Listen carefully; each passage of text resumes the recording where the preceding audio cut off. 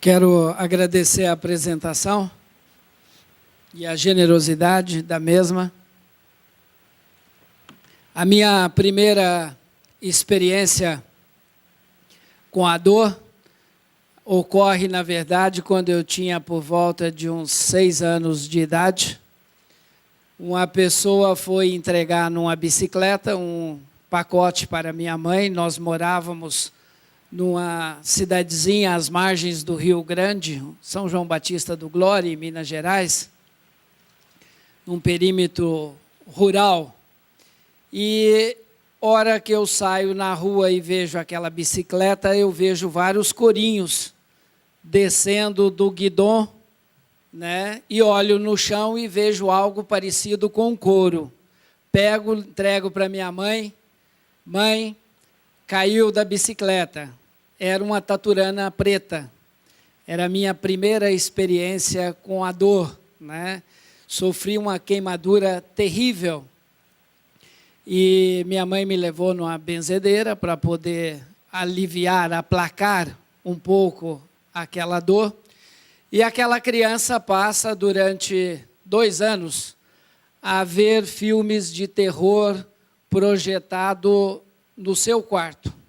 Eu via filmes projetados a 1 metro de altura e de nada adiantava fechar os olhos, porque os monstros eram projetados dentro deles.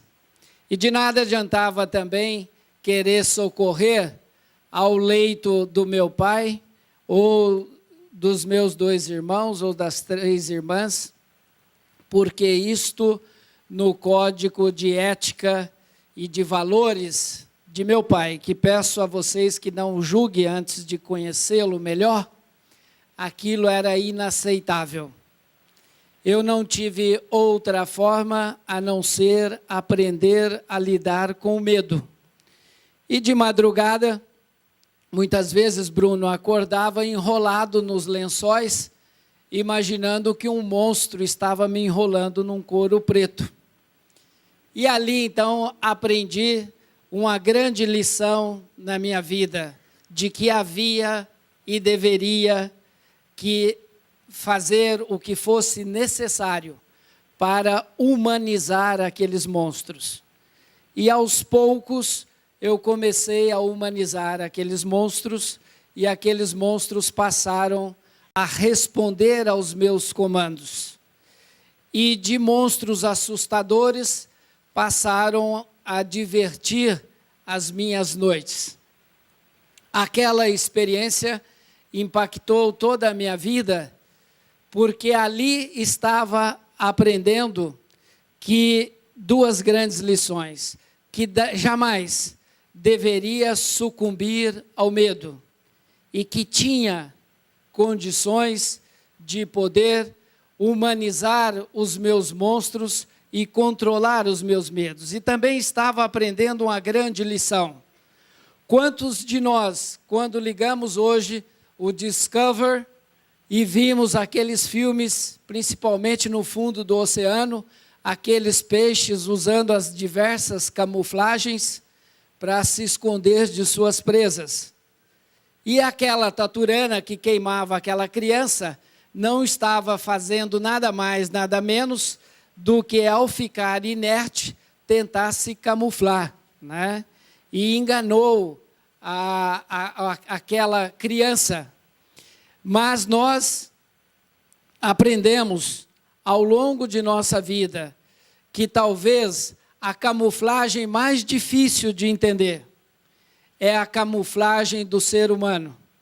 Principalmente aquela camuflagem que muitas vezes nos imobiliza através do medo. E às vezes nós perdemos tempo vendo a camuflagem que nós ou que a sociedade cria, enquanto nós deveríamos estar dedicando o nosso tempo a algo mais produtivo. Então, o objetivo dessa palestra é mostrar para vocês o quanto hoje nós estamos imobilizados pelo medo de fazer mudanças que são necessárias, que são urgentes, para que nós possamos cumprir a nossa missão maior, o nosso legado maior, que é promover uma vida longa e uma vida longa com saúde.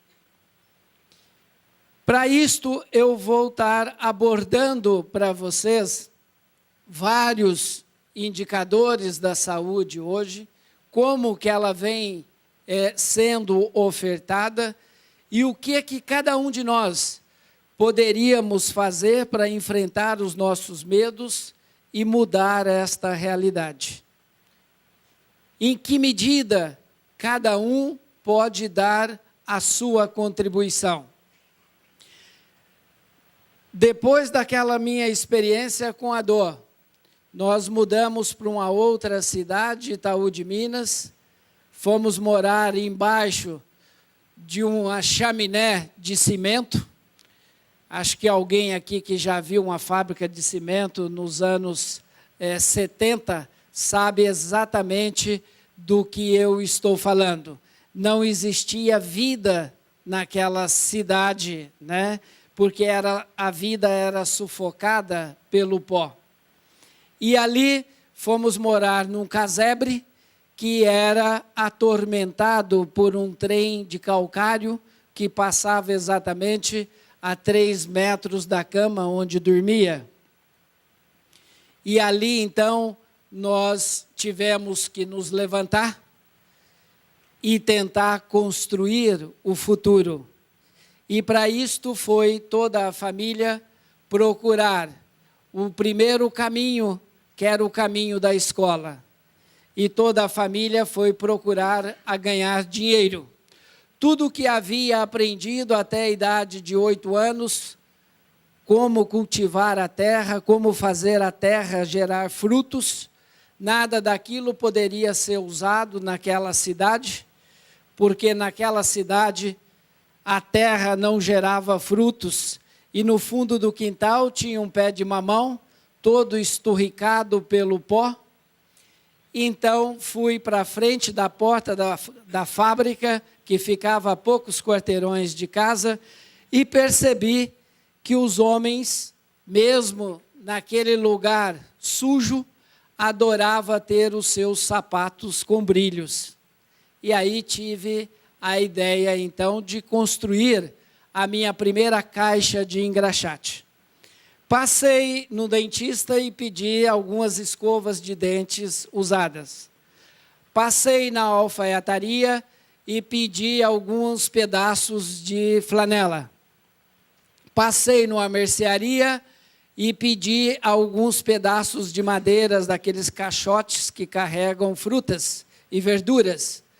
Fui para o fundo do quintal de casa, peguei o serrote e durante o final de semana fiz uma caixa de engraxate toda desengonçada. Nasci ali o meu primeiro projeto estratégico.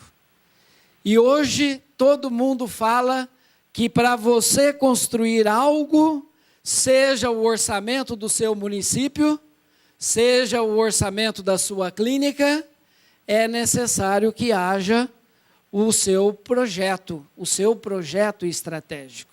E aquela criança criava um projeto estratégico, criava uma caixa de engraxate. Muito cara, Bruno, para o bolso de uma criança falida naquela época. Coloquei o que havia conseguido nas costas, a caixa, junto com os demais apetrechos,